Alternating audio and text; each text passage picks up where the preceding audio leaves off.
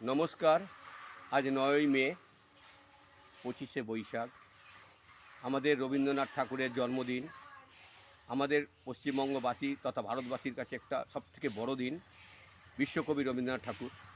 এই দিনটা যেমন আমাদের কাছে স্মরণীয়, তার সঙ্গে সঙ্গে আজকে একটা ঐতিহাসিক ঘটনা ঘটে গেল।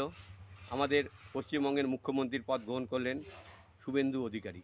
কেন এই দিনটা আমরা স্মরণীয় করে রাখতে চাই, তার একমাত্র কারণ, এই শুভেন্দু অধিকারী মমতা ব্যানার্জিকে নন্দীগ্রাম সিঙ্গুরের আন্দোলন যখন হয়, যখন উনি ওনার দলের হয়ে কাজ করতেন, তখন এই পশ্চিমবঙ্গবাসীর কাছে তথা ভারতবাসীর কাছে মমতা ব্যানার্জিকে উনি দিদি নামে পরিচিত করে দেন।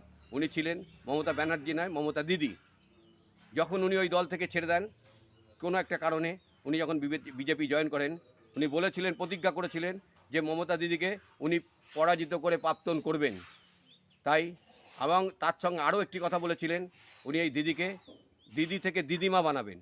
তো আজকে এটা আমাদের কাছে এতটাই স্মরণীয় যে ওনাকে প্রাক্তন করে ছেড়েছেন।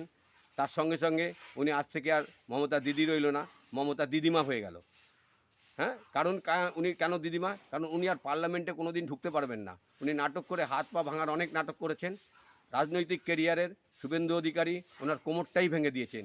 আজকে থেকে কোমর ভাঙা দিদিমা। আর কিছু বলার নেই। নমস্কার। আবার গৌরী অভিনন্দন দিয়ে খতম করলাম।